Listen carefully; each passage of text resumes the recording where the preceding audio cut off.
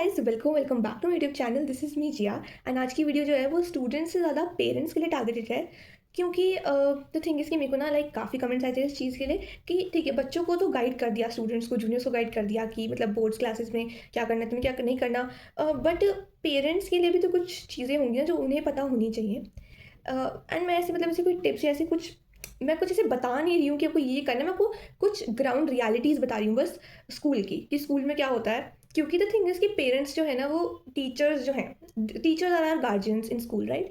वो टीचर्स से इतना ज़्यादा इन्फ्लुएंस होते हैं कि अगर टीचर बोल रही है कि अरे स्कूल में बहुत इंपॉर्टेंट चीज़ हो रही है, आपको आना ही आना है, स्कूल छुट्टी आप ले ही नहीं सकते, सीबीएसई छुट्टी अलाउ ही नहीं करता, सीबीएसई ये कर देगा, सीबीएसई वो कर देगा, आपको एडमिट कार्ड नहीं मिलेगा, आपको ये नहीं होगा, वो नहीं होगा। वो सब चीज़ें जो आपके माइंड में डाली जाती हैं ताकि अपने बच्चे को फोर्स करो कि हाँ बेटा, तो अपनी परसेंटेज जो है ना अटेंडेंस की, वो 100% कर ले ताकि कुछ हो ही ना। चाहे बच्चा रोज़ कोचिंग जा रहा है, रोज़ स्कूल जा रहा है, इतना ज़्यादा एग्जॉस्ट हो रहा है, and then you are telling them कि तुम्हें सेल्फ स्टडी भी करनी है। सेल्फ स्टडी देखो, बोर्ड्स में self study is the most important thing. Revision, self study, ये लास्ट के जो दिन अभी चल रहे हैं, ये बहुत बहुत बहुत इंपॉर्टेंट है। क्योंकि स्टार्टिंग में जिसने पढ़ा है वो तो अब तक शायद भूल भी गया होगा अगर उसने प्रैक्टिस नहीं करी होगी।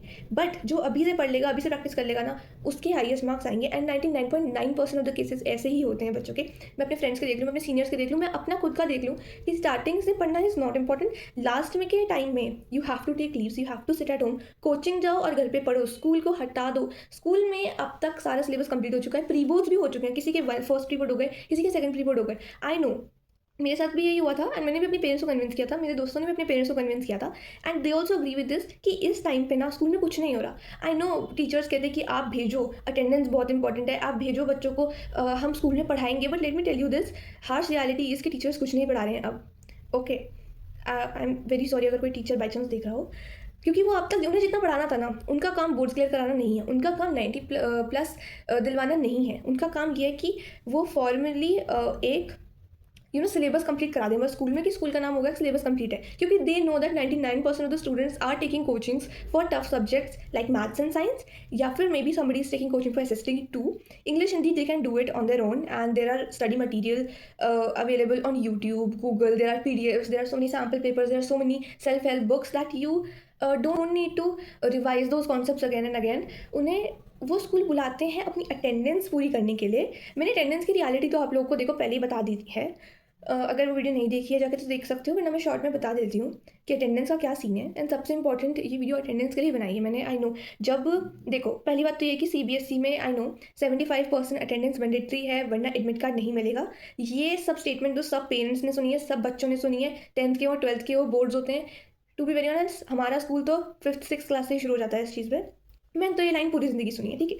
बट आई नो ऐसा कुछ नहीं, क्योंकि मेरी खुद की अटेंडेंस 75 नहीं थी बोर्ड्स में। But I gave boards, I score 91%। There are so many friends of mind, उन सबकी किसी की 50 भी नहीं, किसी की 40% अटेंडेंस भी नहीं, किसी की और भी कम है। स्कूल ने कुछ नहीं कर लिया।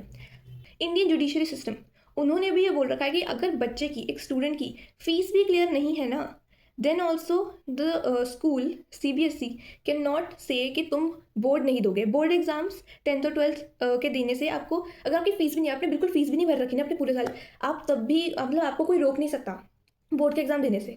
So you do you really think कि आपकी अटेंडेंस की वजह से आपको कोई रोकेगा? एडमिट कार्ड मिल जाता है। आपके स्कूल को मोस्टली ये देखना होता है कि आपके सारे फीस के जो ड्यूज होते हैं वो क्लियर हो।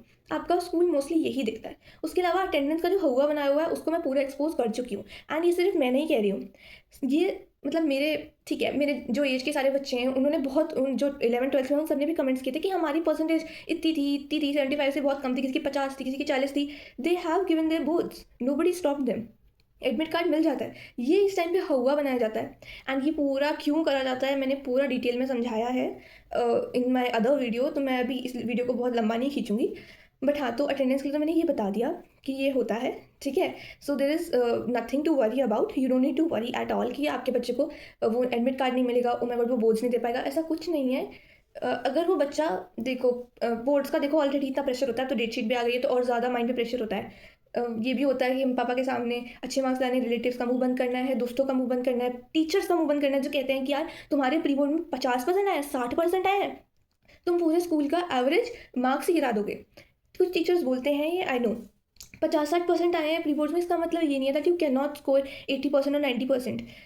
जो प्री बोर्ड्स होते हैं ना उससे एटलीस्ट 10 से 15% जंप, अगर तुम अच्छे से मेहनत करते हो ना तो एटलीस्ट 10 से 15% जंप तो होता ही होता है, 20% जंप भी होता है। मेरा भी लाइक काफ़ी जंप हुआ था। आई डोंट रिमेंबर मेरे प्री बोर्ड्स में कितने आए थे, क्योंकि मैंने एक ही प्री बोर्ड दिया था हमारे स्कूल में। सेकेंड प्री बोर्ड जो था वो ऑप्शनल हो गया था क्योंकि बच्चे आ ही नहीं रहे थे। सेकेंड प्री बोर्ड ऑप्शनल कर दिया था, मैंने नहीं दिया था वो क्योंकि आई न्यू कि that is time waste. But the thing is कि जब एक बच्चा कोचिंग जा रहा है एंड इतने घंटे घंटे की कोचिंग होती है, मैंने सिर्फ मैथ्स की ली थी, but I know that maths में भी हमें 3-3 4-4 घंटे बैठा लेते थे क्योंकि हमें पेपर सॉल्व करना है, फिर वो पेपर एनालिसिस हो रहा है, फिर नेक्स्ट जो ट्यूशन होगी उसमें वो पेपर डिस्कशन होगा, फिर नया पेपर दे जाएगा। 3-4 घंटे की हमारी वो निकल जाती थी, ट्यूशन का जो पीरियड होता था वो। तो उस और कोई बच्चों ने साइंस की भी लगा रखी, तो उसमें भी बहुत देर लगती है, साइंस में तो और ज़्यादा देर लगती है। तो भाई, if your child is saying ना कि मेरे को छुट्टी करके घर पे बैठ के पढ़ना है, please don't be influence by teachers की ओ स्कूल में कुछ एक्स्ट्रा पढ़ाई करा रहे हैं, वो they are not doing anything. वो कहते हैं कि अगर तुम्हारे पास डाउट है तो तुम हमसे पूछो, वरना they don't give you anything. आप ये मत सोचो कि स्कूल की रिवीजन कुछ ज़्यादा इंपॉर्टेंट है। स्कूल की रिवीजन से ज़्यादा इंपॉर्टेंट आपकी कोचिंग की रिवीजन है, क्योंकि कोचिंग का जो स्टडी मटेरियल होता है that is made for boards and teachers इतना बोर्ड्स पे ध्यान नहीं देते हैं। वो सिर्फ इस ध्यान देते हैं कि उनका सिलेबस कंप्लीट हो, उन्हें वाइस प्रिंसिपल को दिखाना है कि उनकी तरफ से सिलेबस कंप्लीट है। अब बच्चे छुट्टी कर रहे हैं तो कर रहे हैं, उसमें हाँ उनकी क्या गलती, उन्होंने सिलेबस कंप्लीट करा दिया। बिकॉज दे नो दैट बच्चे एक टाइम के बाद नहीं आएंगे, प्री बोर्ड्स से बच्चे नहीं आते, 99% बच्चे नहीं आते, कोई भी नहीं आता। एट वन पॉइंट हमारी क्लास में कोई भी नहीं जा रहा था, हमारी क्लास पूरी खाली रहती थी, and because everybody is preparing for their boards, right. क्योंकि कोचिंग जाना होता है, एज आई सेड, मैं एक ही चीज़ बार बार बोल जा रही हूँ, आई नो। एंड स्कूल में कोई रिविजन्स नहीं हो रही होती है। स्कूल की रिविजन इतनी इंपॉर्टेंट भी नहीं है, क्योंकि ऐसा नहीं है कि स्कूल पेपर बनाने वाला है, पेपर तो सीबीएसई बनाएगा, बोर्ड बनाएगा ब्रो।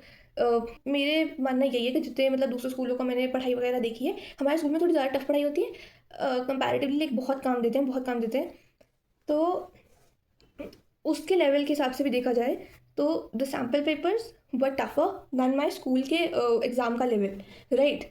तो द थिंग इज़ कि वो सब लेवल के पढ़ाई, वो सब लेवल के क्वेश्चन आएंगे आपके बोर्ड्स में, एंड उस टाइम को लगेगा कि अरे यार, घर बैठ के पढ़ ही लेना चाहिए था, नहीं सुननी चाहिए थी टीचर की। बिकॉज 9th 11th में तो फिर भी तुम अटेंडेंस थोड़ा ध्यान रखना पड़ेगा, क्योंकि तुम्हारा काम वगैरह भी सब कंप्लीट होना चाहिए, क्योंकि तुम्हारे जो पेपर है वो बेसिकली द थिंग है कि तुम्हारे एग्जाम्स तुम्हारे स्कूल के टीचर बनाते हैं। बोर्ड्स में तुम्हारे एग्जाम पेपर तुम्हारे स्कूल के टीचर नहीं बनाते, दे डू नॉट नो कैसा चल रहा है, कैसा आएगा, क्योंकि इतना एनालिसिस ट्यूशन की कोचिंग के जो टीचर्स होते हैं उनके पास सिर्फ यही काम होता है कि उनको एनालिसिस करना है, पेपर ऐसे बनाना है। या यूट्यूब के टीचर्स भी सैम्पल पेपर भी इसी तरह से बने होते हैं। स्कूल डाउट है तो ज़रूर जाओ, नहीं तो तुम्हारे पास ट्यूशन टीचर भी हैं, नहीं तो तुम्हारे पास ऑनलाइन चैट जीपीटी है, वीडियोज़ हैं, कितना सब कुछ है, उससे करो। बट सिर्फ डाउट के लिए जाओ स्कूल, अभी मत जाओ, ठीक है। एंड प्लीज़ ये वीडियो पेरेंट्स को भी दिखाना, ताकि उन्हें पता चले कि ग्राउंड रियलिटी क्या है। एज आई सेड, स्कूल में रिवीजन भी नहीं हो रही है, कुछ नहीं हो रहा है अब। एंड जो अटेंडेंस है वो 1 जनवरी पे सीबीएसई पे चली जाती है।